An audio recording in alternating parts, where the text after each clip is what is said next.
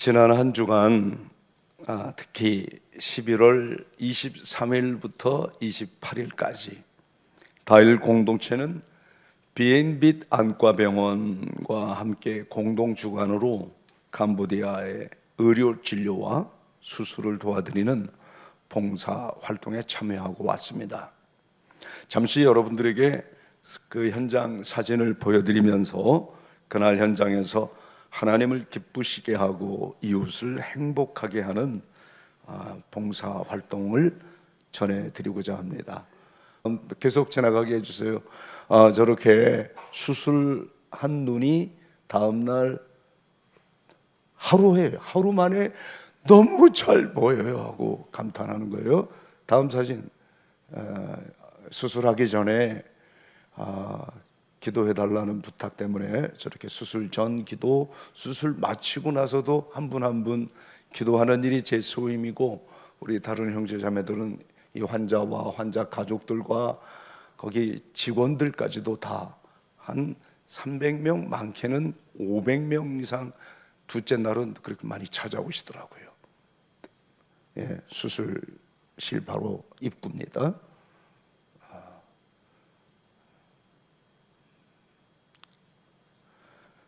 지나가시죠. 계속 지나가시고,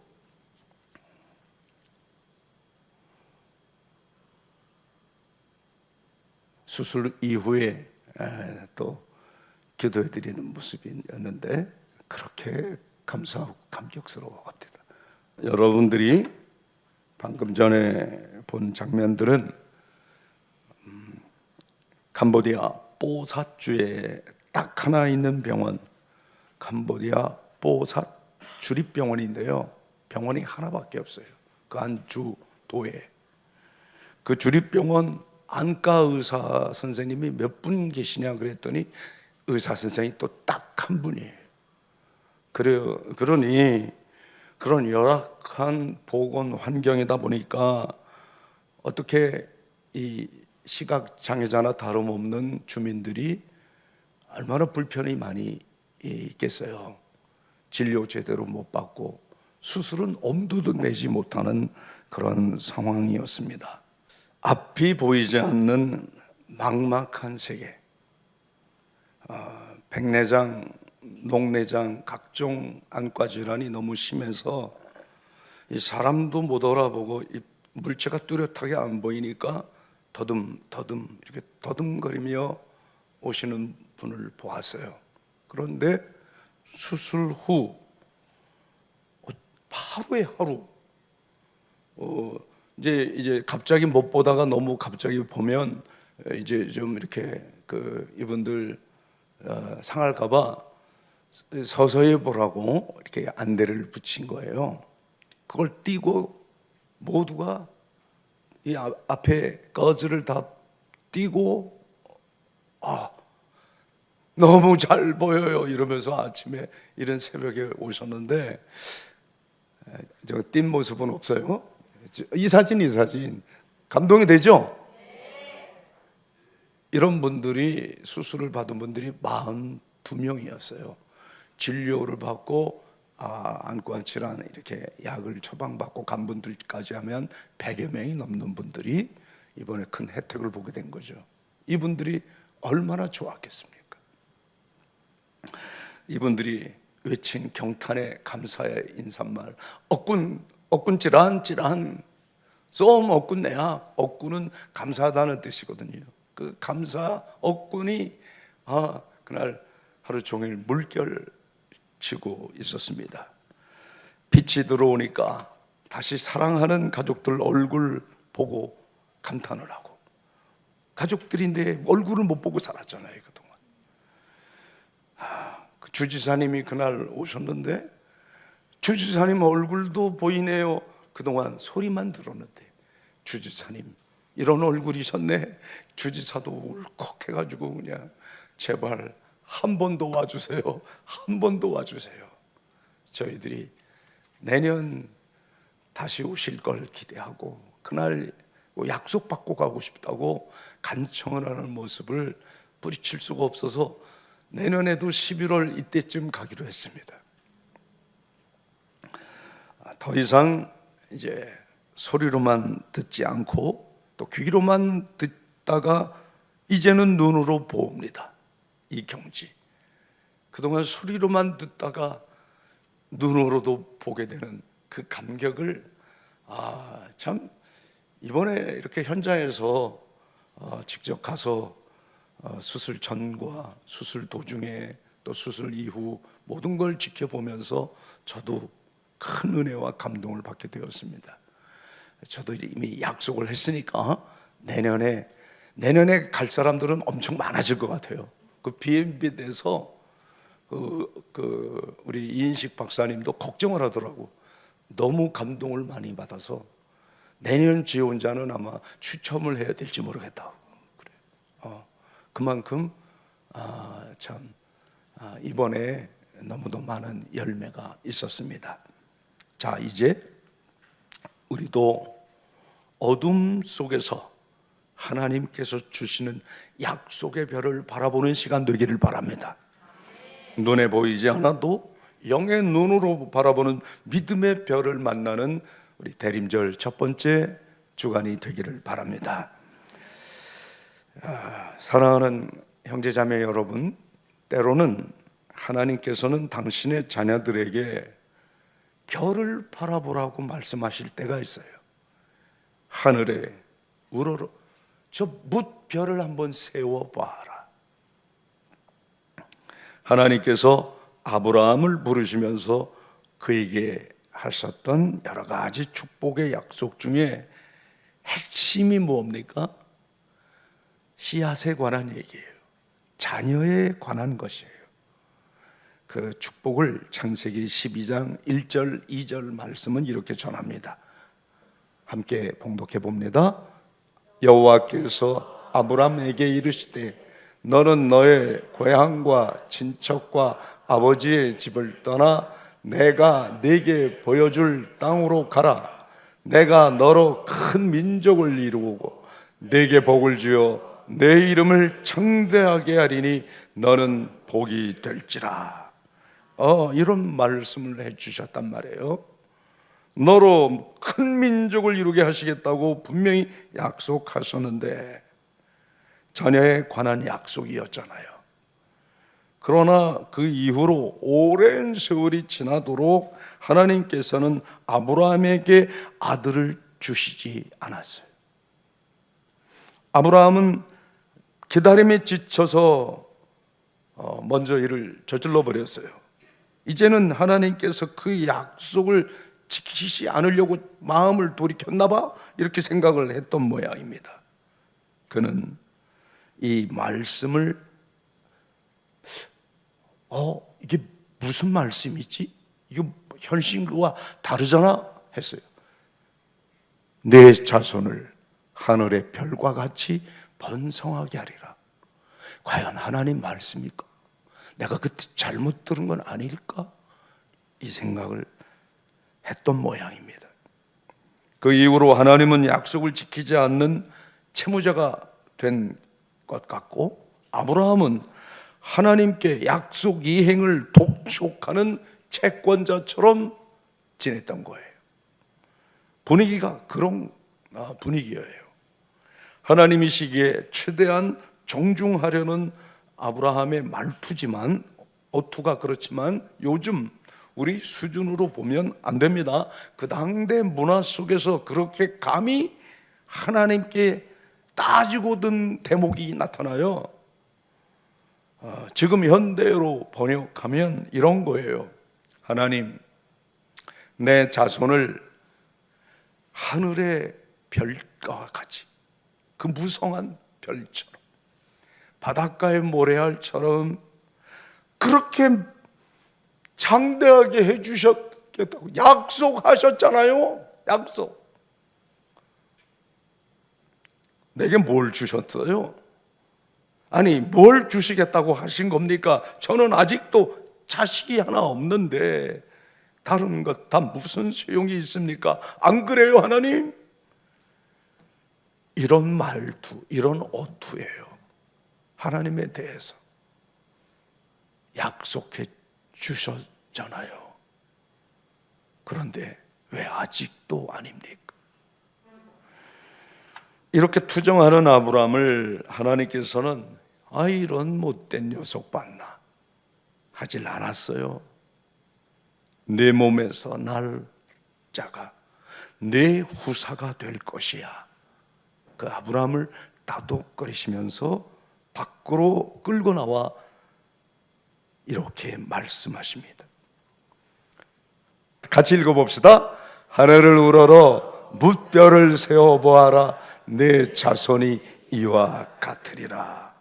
그때부터 아브라함은 별을 바라보며 하나님의 약속을 굳세게 붙든 겁니다. 하늘을 우러러 뭇별을 세어보아라. 내 자손이 이와 같으리라. 여러분, 하나님께서 우리에게도 별을 바라보라고 말씀하실 때가 있습니다. 그 별은 우리의 미래입니다. 하나님과 우리 사이의 약속의 보증입니다.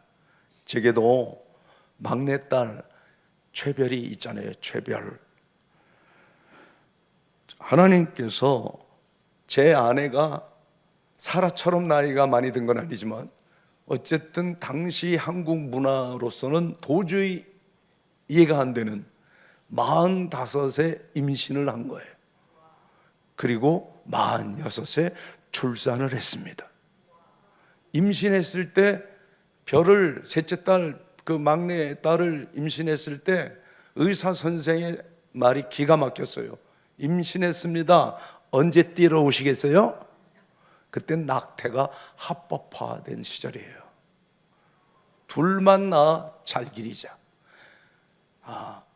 10달 부럽지 않다. 한 아이 잘 키우자. 뭐 그런 구호를 외치던 때니까. 참 이럴 때 아기를 임신했던 제 아내가, 그때 제가 마침 해외 출장 중이었는데 돌아와서 첫 마디가 여보 임신했대. 당신은 어떻게 생각해? 의사 선생이 자꾸 낙태를 권해. 이 나이에 아기를 낳을 수 있겠냐고. 나도 기형아를 낳거나 장애자를 낳는 가능성이 너무 많다고. 장애자가 나올 수도 있다는 말에 저 울컥했어요. 하나님, 지금 태중에 우리에게 자식을 이미 주셨는데 만약 장애자 아이가 자라고 있다면, 이 대목을 딱 생각하는 순간 그럼 하나님께서 우리들에게 빈민 선교만 하라는 뜻이 아니라 장애인 선교도 하라는 뜻이네. 하나님 뜻으로 받아들입시다. 우리 나아야 됩니다. 그랬더니 역시 목사는 목사네. 맞네. 그래. 칭찬받았어요. 그리고 정말 용기를 내서 장애자가 나올지라도 하나님이 주신 이 태중의 아기 잘 키우겠습니다. 바르게 키우겠습니다. 기도하고 그때부터 매일 축복을 했어요. 그랬더니 여러분 아시는 대로 그렇게 예쁘고 그렇게 귀엽고 그렇게 똑똑하고 공부 잘하는 아이 최별이 오늘의 최별입니다. 할렐루야! 감사하더라고요. 여러분, 오늘 첫 번째 드리는 말씀이 이것입니다. 먼저 별을 바라보아라. 별을 바라보아라. 먼저 별을 바라보십시오. 별 볼 일이 없어요. 요즘 아주 사는 게 녹록지 않구만요. 그럴수록 별을 바라보자는 거예요. 현대인들은 하루하루를 너무 분주하게 살아요. 누군가 뒤에서 쫓아오는 것처럼 하루를 바쁘게 뛴다고요.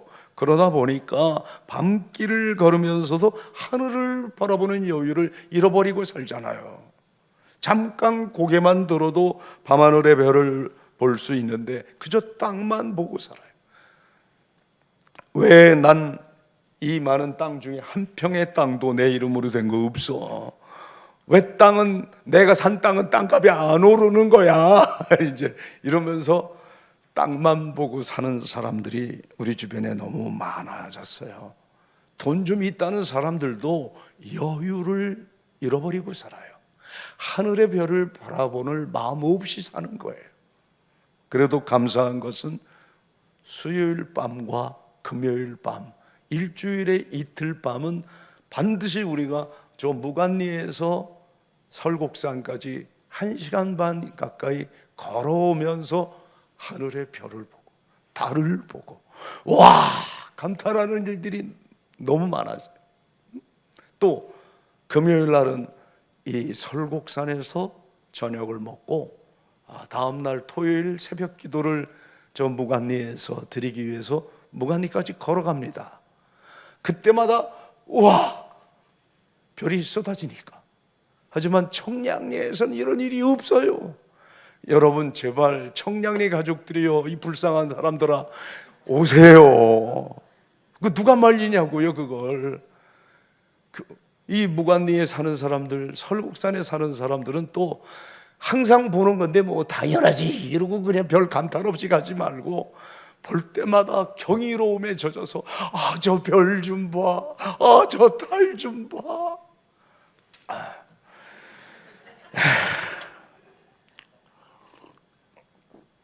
그 경이로움을 눈뜨게 해주고 늘 보던 별이 아닌데 마치 처음 보는 것이냐 그런 마음을 가지고 자연과 대화할 수 있게 하는 것이 다일 영성입니다. 그 영성 생활을 통해 늘 날마다 감격 속에서 자연을 만나고 하나님을 만나는 여러분 되기를 바랍니다. 놀라운 것은 오늘 읽은 복음서 말씀에 하늘의 별을 바라보다가 예수님의 별을 만난 사람들 이야기입니다. 이 사람들은 이방인이에요. 바빌로니아 지역의 천문학자들이었습니다. 그렇게 하늘의 별을 보다가 온 세상을 구원할 메시아의 별을 보게 된 거죠. 가까운 유대 땅에서 예수님의 탄생을 미리 감지한 사람들이 없었건만 저 멀리 동방 박사들이 유대인의 왕이요 인류의 구세주이신 그리스도의 탄생 소식을 미리 알아보고 경배하려고 이미 떠난 거예요. 우리는 캄보디아에서 비행기 타고 밤새 왔어요. 거기 한 5시간 정도 비행기를 타고 오니까 한국에 오지 않습니까? 이 동방 박사들은 길 떠난 지 몇 시간이 된 게 아니고 몇 날이 된 게 아니고 몇 달 전부터 별을 바라보고 뚜벅뚜벅 낙타를 타고 온 겁니다. 몇 달 걸리는 거예요. 우리도 예수님의 별을 바라보고 이왕이면 예수 중심의 삶, 이왕이면 예수를 믿는 것으로 끝나지 않고 예수님이 하신 것처럼 예수님을 본받아서 예수 살기를 살아가는 것이 최고의 가치 기준이기 때문에 날마다 뜨고 지는 별처럼 내 마음속에 있는 별, 메시아의 별, 예수님이라고 하는 그 귀한 별, 여러분이 마음속 깊은 곳에서 바라보고 감탄할 수 있기를 바랍니다. 예수님을 잃어버리면, 그 예수님의 별을 놓쳐버리면 유대인의 왕실이라도 무슨 의미가 있겠습니까? 하나님의 성전에 오늘 우리가 함께 와서 같이 예배를 드리고 있는데 그 예수를 가슴 뜨겁게 만나는 인격적 만남과 교제가 없다면 내가 그리스도인이라는 사실이 무슨 소용이 있겠느냐 이 말입니다.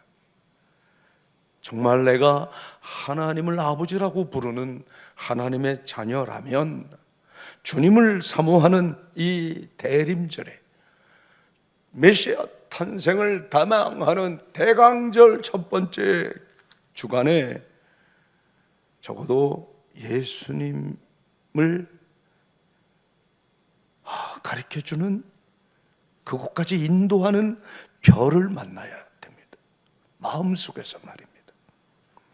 무엇이든 생각할 때마다 내 마음속에 예수님이 계셔야 하는 거예요. 사람을 만날 때면 가장 중요한 대화의 상대가 예수님이 되면 더 좋겠단 말입니다. 우리 일터에서도 주님께서 가장 높은 명령권자가 되셔서 집에 돌아와서도 가장 중요한 결정을 예수님과 상의해야 되지 않겠습니까? 우리 예수님이라면 어떻게 하셨을까 하고, 예수님이라면 어떻게 행동하실까? 이게 별을 바라보는 사람의 삶이죠. 하나님은 별을 만들어 주셨어요. 이 많고 많은 별 가운데 가장 눈부시게 아름다운 별, 지구별을 만드신 분이 하나님이잖아요. 이 지구별 속에 살아가는 당신의 자녀들, 인생들을 위해 우리 주님께서 최상, 최고의 선물을 주셨는데 바로 그리스도라고 하는 별입니다. 그분이 인류와 역사를 지금까지 주관하고 계시고 앞으로도 계속 이끌어 가실 겁니다. 그분이 여러분을 선택하셨고 저를 선택하셔서 하나님 자녀 되게 하신 줄 믿습니다. 그렇다면 첫 번째 예수님을 바라보아야 하고, 둘째로 별을 따라가야 합니다. 한번 같이 읽어봅시다. 시작. 둘째로 별을 따라가야. 별을 바라보았으면, 별을 만났으면 별을 따라가자는 거예요. 별 따라가자는 거예요. 예수님의 별을 보고 메시아의 탄생을 알고 유대 땅까지 온 동방 박사들처럼 별을 따라가야죠. 별을 따라가야 돼. 근데 너무 당황스러운 일이 벌어졌어요. 당연히 메시아가 왕궁에서 태어날 줄 알고 동방 박사들은 왕궁을 찾아간 거예요. 그런데 왕궁엔 아기가 태어난 일이 없네. 만왕의 왕이신 예수님이 예루살렘 왕의 왕궁에서 태어날 줄 않고 베들레헴, 그것도 마을 구유에 누우신 거예요. 이 우리 주님의 겸손을 볼 수 있잖아요. 왜 예루살렘을 선택하지 않고 저 가난한 마을 베들레헴, 그것도 여관 하나 얻지 못해서 마을 구유에 누우셨을까? 그 마음, 그 정신을 우리가 본받아야 합니다. 왕궁을 나온 박사들이 어찌해야 될지를 몰랐습니다. 유대 땅에 왕이 태어났고 그 왕이 장차 온 세상을 다스릴 왕이 될 걸 확신을 안고 왔는데, 왕궁에 태어났을 것이라고 생각한 그곳에 아기가 없는 거예요. 동방 박사는 이제 어디로 가야 합니까? 바로 그때입니다. 동방에서 보았던 그 별이 가까이 내려와서 동방 박사들을 인도하기 시작했다는 겁니다. 놀라운 일입니다. 그 별이 동방 박사들을 아기 예수 태어나신 마국간까지 인도하더라는 겁니다. 예수님의 별을 바라보는 것만으로 만족해서는 안 됩니다. 이 땅에 태어난 메시아의 땅으로 그저 들어섰다는 것으로 멈춰서도 안 됩니다. 그 동방 박사들처럼 우리가 별을 따라가 가보자 이 말입니다. 이왕 별을 바라보게 되었으니, 별을 만났으니 별의 인도함을 받아 가보자 이 말입니다. 그 별을 따라 가보자. 만약 박사들이 이제 유대 땅 어딘가에 메시아가 태어났을 것이니 우리가 직접 꼭 볼 건 보고 있어, 여기까지 왔으니 우리 이제 가자 라고 해서 돌아갔으면 성경에 이런 기록이 나와 있질 않아요. 그런데 그들이 예수님을 만나고 예수님에게 우리가 준비한 예물을 드리고 가자 생각을 그렇게 한 거예요. 여러분 생각 한번 잘 해보시기 바랍니다. 없으니 왔는데 없네, 갑시다 하고 갔으면 기록에 나오지도 않아. 이 수천 년 동안 이 많은 온 세상 사람들에게 이 성탄의 사건을 우리가 전해 주는데 그 내용이 빠졌을 거라고요. 그런데 박사들은 계속해서 왔으니, 만났으니 저 별의 인도함을 받아 한번 가보자로 결정한 겁니다. 여러분, 이 대림절을 통해서 우리가 회복하고 우리가 꼭 기억해야 할 것은 동방 박사들처럼 경배하고 주님을 찬미하는 삶으로 우리도 가야 합니다. 오늘 그 별은 무엇입니까? 하나님의 말씀이요 가르침입니다. 그 말씀 잘 듣고 순명하며 따라가 보자는 겁니다. 별이 예수님께 박사들을 인도했다고 예수님보다 별이 더 중요한 건 아닙니다. 교회의 가르침이 예수님보다 더 권위 있는 거 아닙니다. 교회 중심의 삶과 예수 중심의 삶은 엄연히 다릅니다.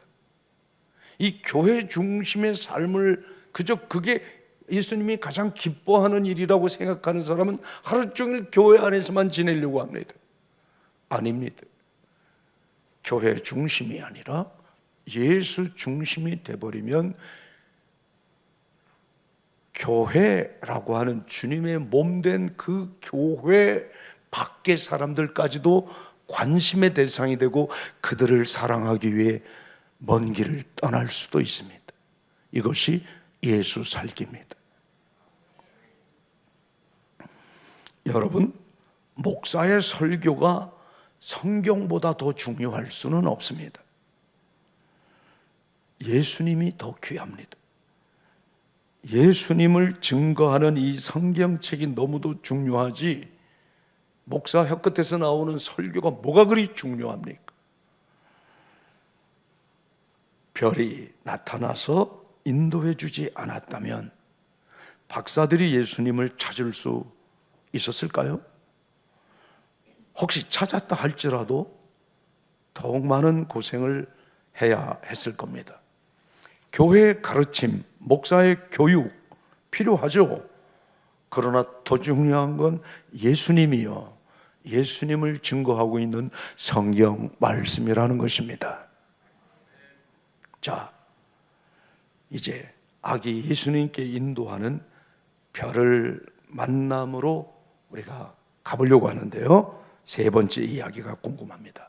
첫째는 별을 바라보자고 했고, 둘째는 별을 따라가자고 했어요. 그럼 세 번째는 뭡니까? 세 번째, 자, 막 부탁해요. 결정적인 순간에 안 나오네.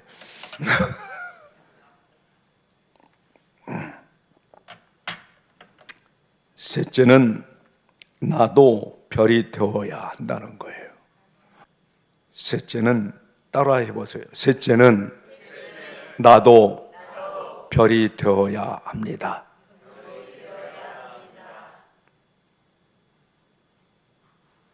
스타가 되라는 거 아니에요. 뭐 훌륭한 사람, 명성 있는 사람이 되라는 게 아니라 예수님께서 제자들을 부르면서 말씀하셨잖아요. 나를 따라오라. 내가 너희로 사람을 낚는 어부가 되게 하리라. 별을 만났고 별을 따라가는 사람들이라면, 별의 인도함을 받고 가는 사람이면 우리도 누군가에게는 별처럼 예수님께 안내하는 인도의 사명이 있다는 겁니다. 사람 낚는 어부는 뭡니까? 사람들을 예수님께로 인도하는 별의 역할을 말하는 거예요.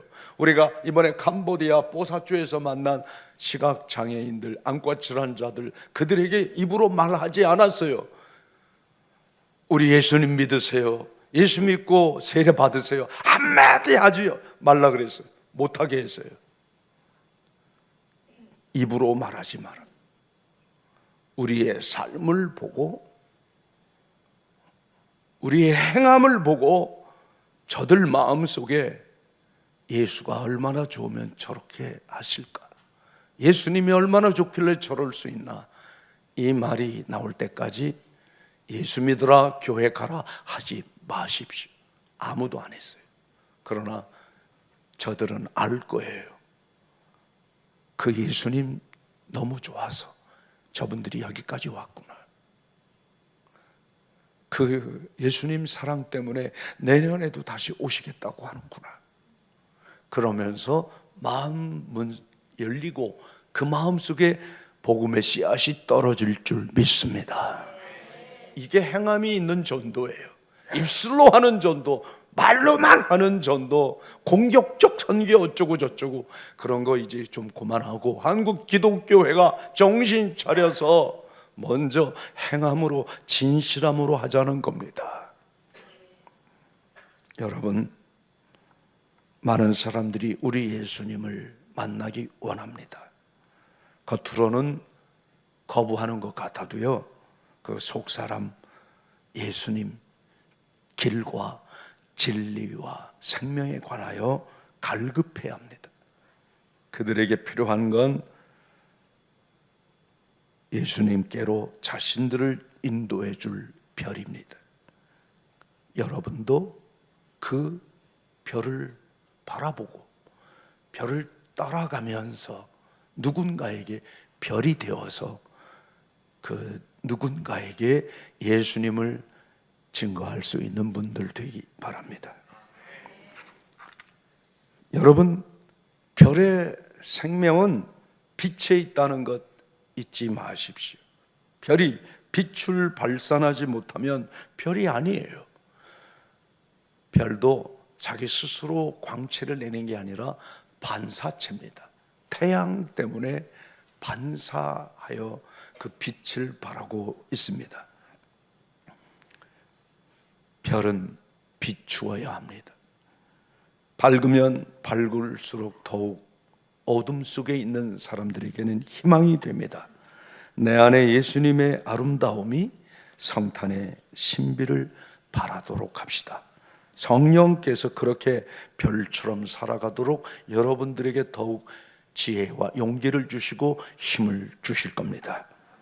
그 옛날 하늘의 별을 바라보고 멀고 먼 길을 떠난 동방 박사들처럼 오늘 우리 국내외의 모든 다일 공동체 가족들도 하늘을 바라보며 앞으로 나아갈 길을 향해 한 마음이 되고 한 정신으로 한 영혼이 되어 한 방향 정열로 가면 예수를 믿음으로 구원에 이르는 이 생명의 역사는 그 어디서나 계속 이어지리라 믿습니다.